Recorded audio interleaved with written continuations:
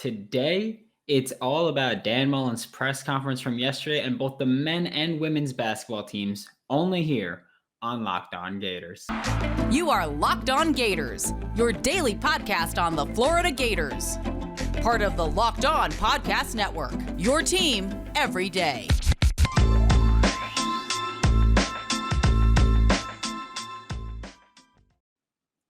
Hello, and welcome back to another episode of Locked On Gators, part of the Locked On Podcast Network, your team every day. Thanks for making Locked On Gators your first listen of the day. We are available daily and free wherever you listen to podcasts. Happy Tuesday. I am Brandon Olson. You can find me on Twitter at WNS_Brandon. I'm also the founder of Whole9Sports.com, where you can find all of my written work. No Tape Tuesday today, of course, because we just got a lot to talk about. So getting right into Dan Mullen's press conference from yesterday. Well, at the time of recording this a few hours ago, but for you guys, yesterday. One of my biggest talking points is that Dan Mullen, I like how he's handled pretty much since he fired Todd Grantham and pretty much since we lost to South Carolina. I like how Dan Mullen has handled press conferences. I've given him criticism. It's something that he's been criticized for a lot, but he's handled press conferences pretty well since then. He hasn't been, petulant, childy, or anything like that. He's been holding his own. He's been accepting responsibility and taking accountability for all of the failures of this team so far. He said that him and Scott Strickland still have a good working relationship with this, which he said last week. He's just reiterating it this week. I like that one of the things he spoke about was, he doesn't care about narrative. And I'm smiling when I say this because during the press conference, it was a little sassy of him, but, he spoke about he doesn't write the narrative. He's not the person that writes the narrative. Other people write the narrative. He thinks that the narrative should be, this team was down. They could have given up, but they didn't. And that Emory Jones had a record-setting day. He thinks that should be the narrative. But what the narrative has been is that he's going to get fired, that he should be fired, that they shouldn't have been close with Samford, which frankly is all true. But that he doesn't write the narrative. He thinks the narrative should be what it is. And I thought that it was funny that at one point he said, win or lose, it doesn't matter. Because he said that a journalist wrote this, that win or lose, it doesn't matter. I've already written my article. And Dan Mullen was like, how are you going to ask me about narrative if you don't care about the wins or the losses? You've already written your article. You've already set your narrative. You've already done all this. And, it wasn't a great answer, but it was pretty funny. It was entertaining. It was sassy. And while it's not a great answer, he's not wrong. I even saw the tweets that were like, hey, it doesn't matter what happens the rest of this game. My article's written. I know what I'm saying. And it's like, yeah, I get it. But at the same time, no, because then you're taking what you want and how you want to phrase things and how you want to frame things, and you're just using that. So I get both sides, but I mean, it was fun to see Sassy Dan come out and then talking about Emory, because, Dan Mullen said he wants the narrative to be Emory Jones's record-setting performance. He spoke about how Anthony Richardson was supposed to come into the game, and then Anthony Richardson said, Coach, you can't put me in. Emory's like 20 yards away from the record, from the school record. And then Dan Mullen had to call up and say, hey, is Emory Jones 20 yards away from the school record? And they were like, yeah, he is. So Emory stood in because Emory was saying, no, put Anthony in. Anthony was saying, no, put Emory in. And Dan Mullen essentially realizing that, hey, Emory Jones could have a record-setting performance. It doesn't matter if it's against Samford. It could be a record-setting performance, and we're gonna play him. And Dan Mullen was like, hey, that's the best performance and best buzz we should have had since Tebow days. And then Dan Mullen's the one that name dropped Tebow. He was like, hey, this is the best performance we've seen since Tebow days, really. So it's a pretty big deal. It's getting overlooked, and it's something that I spoke about yesterday, where I said, I think it's being overlooked how good Emory Jones was, because this is a team, or this was a game on Saturday where if this were just average Emory that showed up, it's a loss to Samford. But elite Emory showed up, and I don't mean elite as in terms of just he's an elite quarterback. I mean, the most elite we've seen Emory play was against Samford. And I don't care if it was against FCS Samford. I don't care if they've given up a lot of points this year as it is. Emory came to play. And that's all that matters, really, when I'm talking about that in a bubble. Emory came to play, and if Emory didn't come to play the way that he did, this was a loss to Samford. So Emory Jones with a career day, a record-setting day, just a fantastic day all around. And, speaking of celebrating the win, it was 70-52, and people criticized. Videos were going around, and viral videos about, this team's celebrating, dancing in the locker room after giving up 52 to FCS Samford. And here's the thing, that Dan Mullen raised a very good point, and I will reiterate that point.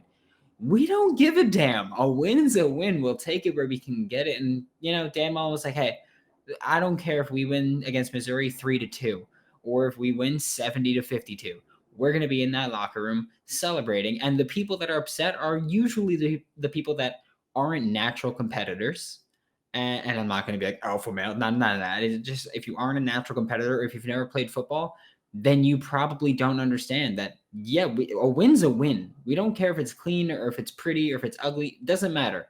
A win's a win. And, people made the point there. You get to play football 12 to 15 times a year. Every win should be a big win. It's something you don't get to do often. So let them win. Why? If it bothers you that much, just don't watch the video. Who cares? They won a football game and they're going to celebrate because of it. Honestly, it's screw your feelings at that point. And yeah, I think Dan Mullen's been handling it well. I'd like to say that he's going to stay around. Not that I'd like to say it, but I think it's safe to say that Dan Mullen is going to stick around and be the Florida Gators head coach through this offseason and into next season, as long as things don't go colossally wrong over the final couple of weeks. This is it. The putt to win the tournament. If you sink it, the championship is yours. But on your backswing, your hat falls over your eyes. Oh my gosh. Is this how you're running your business? Poor visibility because you're still relying on spreadsheets and outdated finance software? To see the full picture, you need to upgrade to NetSuite by Oracle. NetSuite is the #1 cloud financial system to power your business's growth. With NetSuite, you can automate your processes to close your books on time and in no time, while staying well ahead of your inferior competition who's still operating their business like a caveman, if we're being honest. Over 27,000 businesses already use NetSuite, and right now, through the end of the year, NetSuite is offering a one-of-a-kind financing program to those ready to upgrade at netsuite.com/LockedOnNCAA. Head to netsuite.com/LockedOnNCAA for special end-of-year financing on the #1 financial system for growing businesses. netsuite.com/LockedOnNCAA. All right, college football fanatics, have you heard about PrizePicks? If not, listen to the show more. I hate you. PrizePicks is daily fantasy made easy. I love it, and I know you will too. PrizePicks offers every sport you can think of. I'm talking NFL, college football, NBA, college basketball, MLB, soccer, MMA, and more. And you can get all the star players of the Power 5. Imagine having Emory Jones in daily fantasy sports just Saturday versus Samford. Would have been remarkable. That would have been like 60 fantasy points that he would have put up. Would have been insane. And the mid-majors like Bryant Koback, who against Bowling Green last week, cooked. Just cooked. So you're missing out on yourself, by the way. PrizePicks allows mixed sport entries. You can take the over on, you know what? We'll switch to Gators. You can take the over on Colin Castleton blocks, which you should because he's just a beast, and the under on Damian Pierce carries because Dan Mullen hates him apparently in this same entry. Don't hesitate. Check out prizepicks.com or go to your app store and download the app today. PrizePicks is daily fantasy made easy. Thanks again for making Locked On Gators your first listen of the day every day. We are free and available on all platforms, wherever you listen to podcasts. Looking at men's basketball versus Florida State. Now, man, I am happy about this one. If you didn't watch the game on Sunday, shame on you. It was a fun one to watch.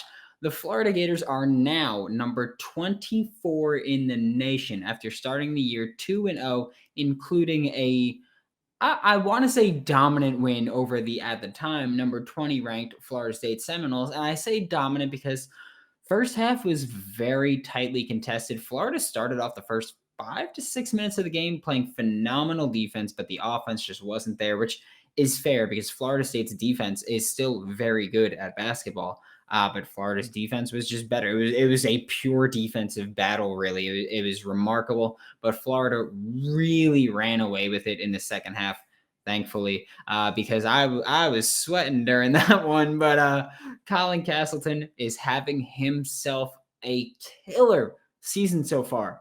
Against Florida State, 15 points, 16 rebounds, and 6 blocks. Again, that means he's averaging 16.5 points per game, 10.5 rebounds per game, and 6 blocks per game, because against Elon, he also had 6 blocks. And Colin Castleton has been just phenomenal. It cannot be overstated just how important he is to this Florida Gators basketball team on the offensive and defensive side. If he can just get a little better at passing the ball and finding the open teammate, he's going to be just fantastic for us and possibly leading us into a late March run.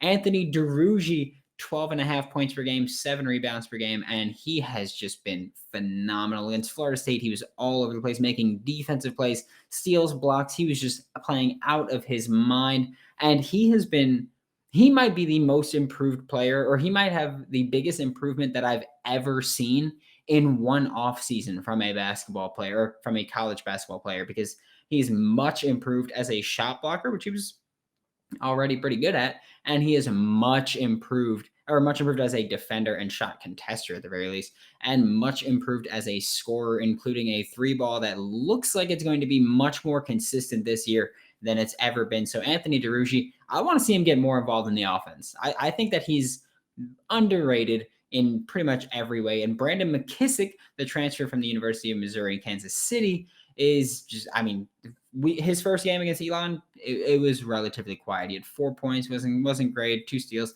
But against Florida State, he had 12 points and 2 steals. And 12 points isn't phenomenal, but it's when they showed up, because he was relatively quiet for most of the game offensively. But when he got cooking, he got cooking. He was the one that really fueled that run against Florida State, that put Florida up so much and gave Florida the victory, really, between defensive plays, because his steals came close to each other, and then his 12 points came close to each other again. He wasn't someone who was consistent throughout.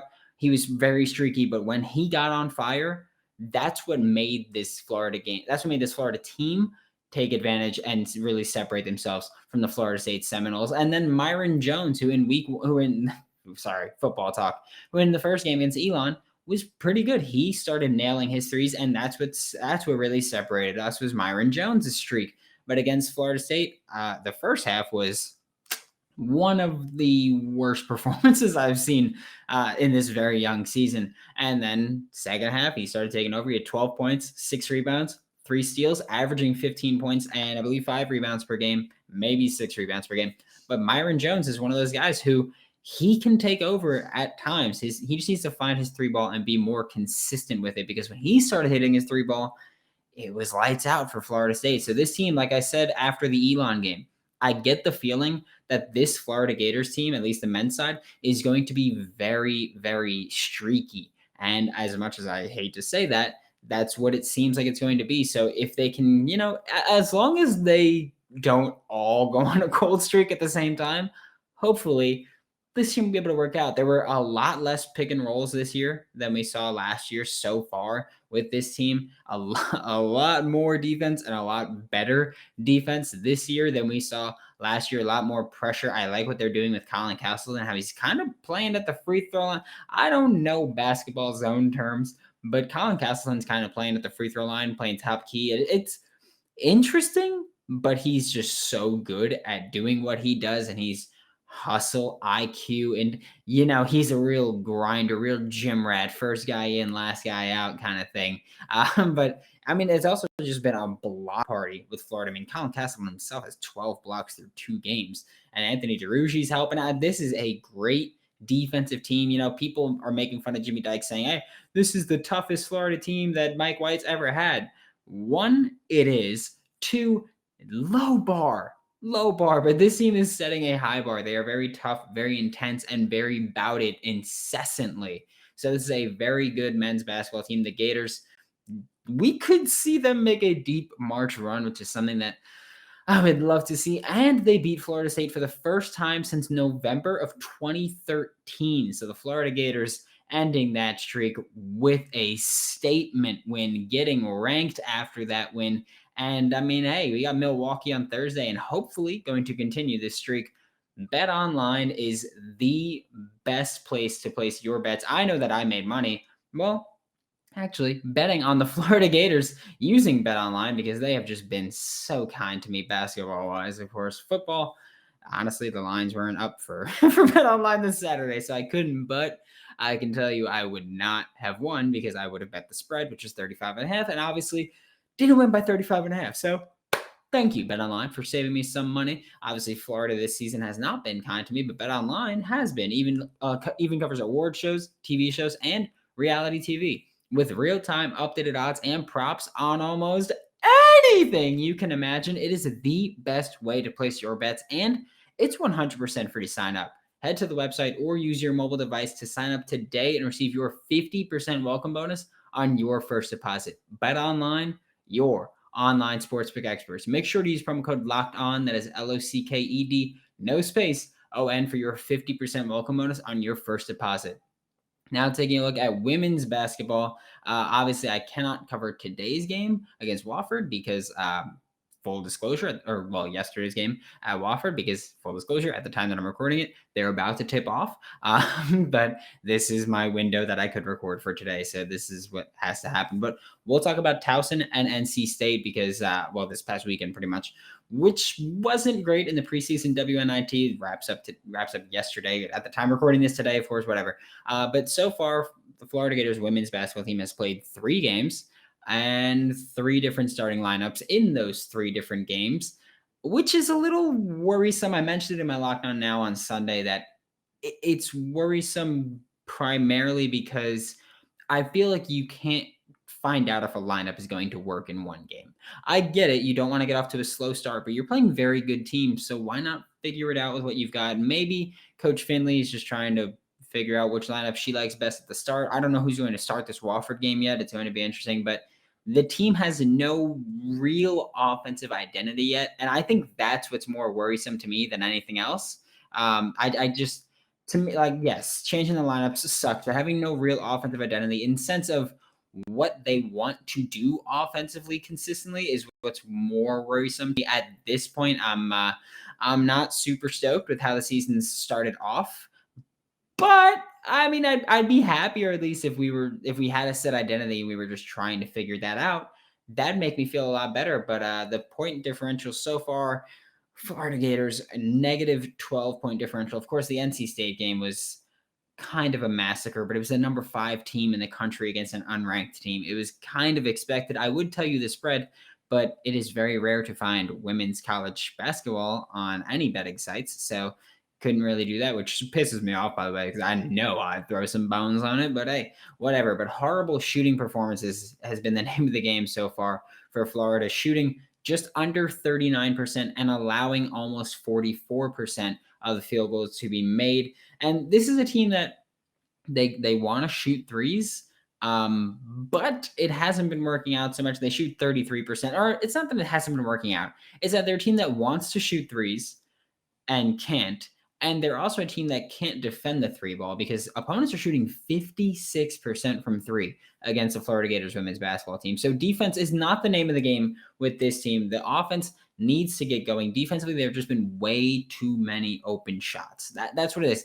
It's not, that opponents are making contested shots consistently. It's that there have been way too many defensive breakdowns from this Florida Gators women's basketball team, and that needs to change if they want to get competitive. It's a long season. Don't get me wrong, but with no offensive identity and a defense that you can't trust and can't rely on, it's looking grim early on, to say the least. Consistency has been the huge issue. Not even, and I forget talking game-to-game consistency because, frankly, you're not going to find game-to-game consistency if you've got teams that the lineup's constantly changing. I'm talking quarter to quarter consistency. This is the NC State game was the second game in a row where a horrible first quarter for the Florida Gators women's basketball team just made it impossible for them to come back from. And I don't mean literally impossible, but if you look at the Towson game, Florida went down early in the first quarter And they kept trying to fight back and fight back and fight back. And I think off the top of my head, I think it was 37-20 at the end of the first quarter. And they just never got back into it because it's nearly, I mean, not nearly impossible, but it's just so difficult to come back from that at that point because you're fighting back consistently. They got within a few points or they got within 13 and then Towson went on a little run.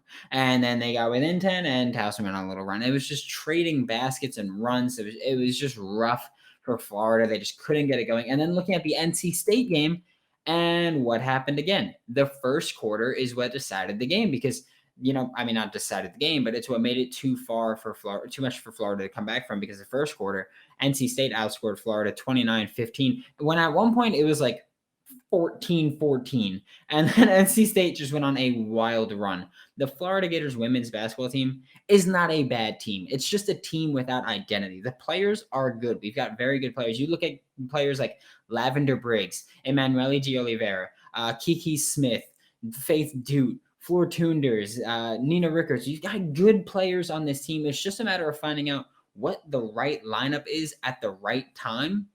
And having someone who's going to say, okay, like so far, it's been Lavender Briggs so far. It's been, okay, I'm going to take over. But even she's been inconsistent. So someone needs to be consistent and aggressive on this defense or on this team. And that hasn't happened to this point. Hopefully that changes because, again, the Wofford game is about to tip off in just a few minutes. Hopefully that changes. And we'll see because I'll probably cover that tomorrow a little bit at least. But thanks for making Locked On Gators your first listen of the day. Every day we are available daily and free wherever you listen to podcasts. Don't miss out tomorrow because we'll probably start taking a look at the Missouri game. We'll recap the Florida Gators women's basketball team versus Wofford. Now make your second listen Locked On SEC. Get all of your daily SEC news in less than 30 minutes with SEC expert Chris Gordy of Sports 790. It is free and available on all platforms. From Locked On Gators, I'm Brandon Olson. Don't forget to follow me on Twitter at WNS_Brandon. I'm also the founder of Whole9Sports.com, where you can find all of my written work. That is WHOLENINE Sports. And I will see you all tomorrow.